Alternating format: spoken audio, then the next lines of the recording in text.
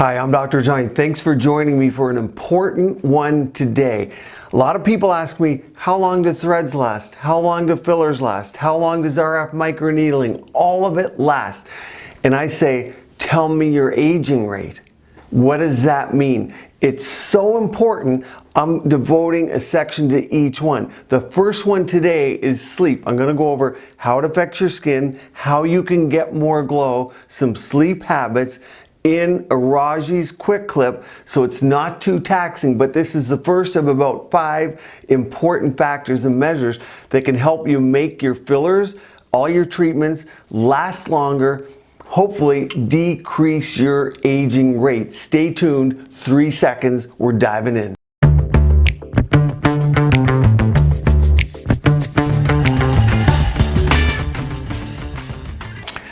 Okay, so remember to like the videos, click like so we move up in the algorithm, subscribe, you'll be notified of all the upcoming videos. We have a great crew of people here. I love your comments and thank you for being here. Sleep, oh so important. How do we know? One of the things that was interesting over the past 6 months, my patients have been coming in, a lot of people working from home now, a lot of people not working, and people taking sabbaticals because it's timely. That's why people are getting procedures done. They have a little more time. They come in and they sit down, take off their mask, I do my assessment. They look great. My patients are looking great. I'm like, what have you done? I do my skincare, doing skincare way more than normal, they say. But it's more than that.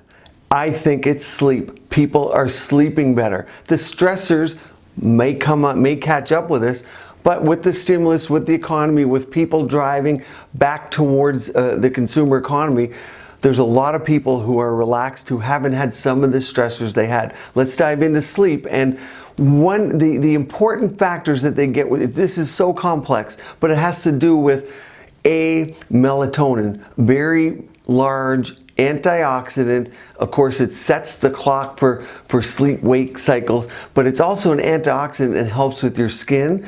And then growth hormones and hormones are secreted just prior to and during sleep, and as well cortisol in the late stages of sleep. That's your stress hormone.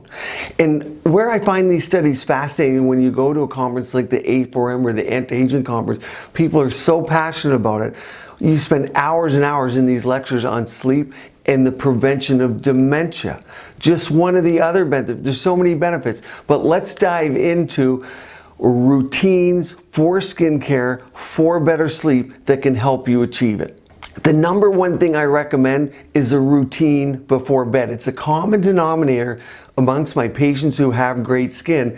They often take a shower before bed, have a skincare routine. So the warm water, cleansing the skin. Hair is important. One of my German colleagues gave a great lecture on the effect of the pollutants and all the damaging particles in the hair, that when the hair is down during sleep, for those of you with longer hair, the effect on the skin and skin aging, and it blew my mind. I know a lot of people don't want to wash their hair every night, and maybe that isn't the solution, but wearing the hair up, keeping it clean, keeping it away from the face, cleansing, and it's a time where you can affect the most change in your skin, because a lot of people are using their retinols, retinoics at night, and having a clean slate to begin with helps get glow to the skin. And that routine, the routine of going to bed roughly at the same time with the water, with bathing, really helps to set the stage for a great night's sleep. Remember, it's the quality of sleep, not the quantity. I often personally don't do what I should. I eat around 9, 10, 11 at night. I go to bed around 12 or 1. But if I have a good quality of sleep, I'm up at around 6 or 7 is normal for me. I feel like I've had 12 hours of when I'm thinking of things. So write things down before bed so your mind's not working. On to our next point. Number 2, meditate for about 10 minutes. If you believe that you have to meditate for 1 hour, it's not going to happen for a lot of people.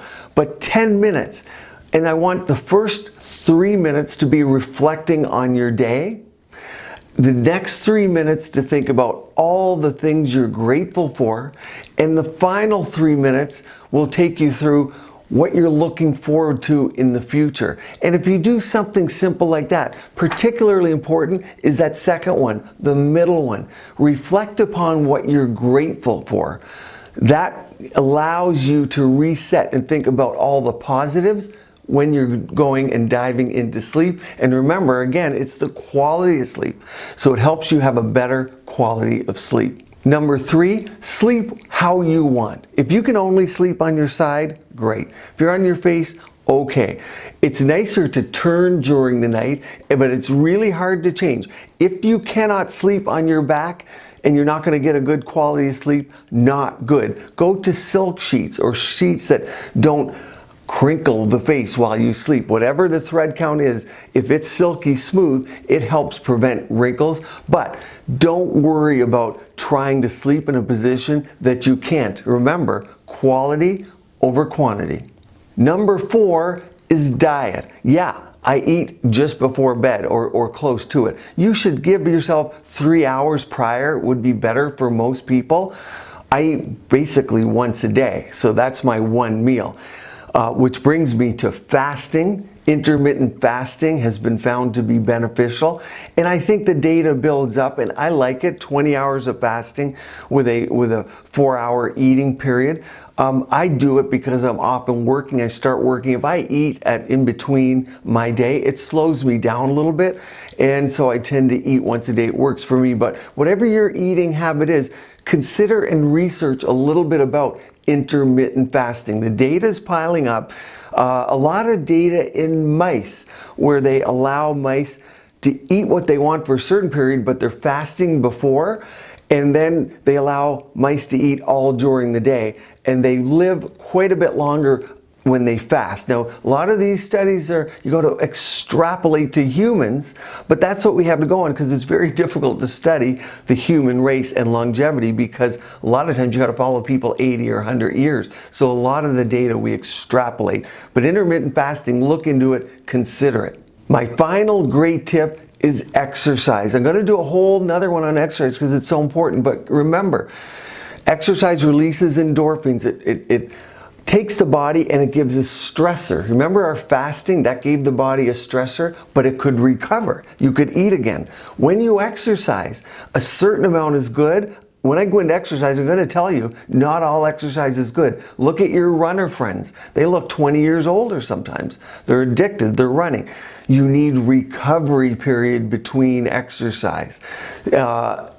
Athletes are able, you watch what they do. Take a hockey player.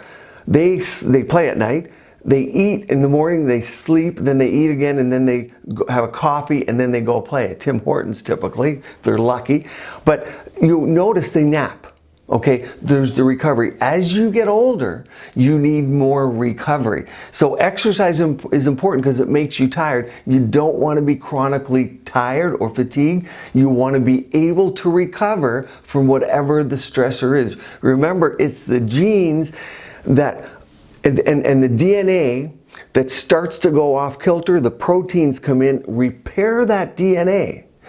And in order for the DNA to be repaired so you don't get aberrant cells, you need a healthy recovery. There's many more sleep habits. I'd love to hear what yours are. Remember, it's the quality of sleep, not the quantity. And when you ask me how long do treatments last, circle right back and ask yourself, what's your aging rate? If you're smoking, if you're drinking, if your hormones are plummeting, if you're living an unhealthy lifestyle and there's stressors that you can't recover from, obesity, weight. We're going to dive into a few more factors, but that's sleep. I want to dedicate a whole one to sleep. Let me know your sleep hygiene habits. Do you think it affects your skin? Stay tuned here. Keep your skin and body beautiful, healthy, and vibrant.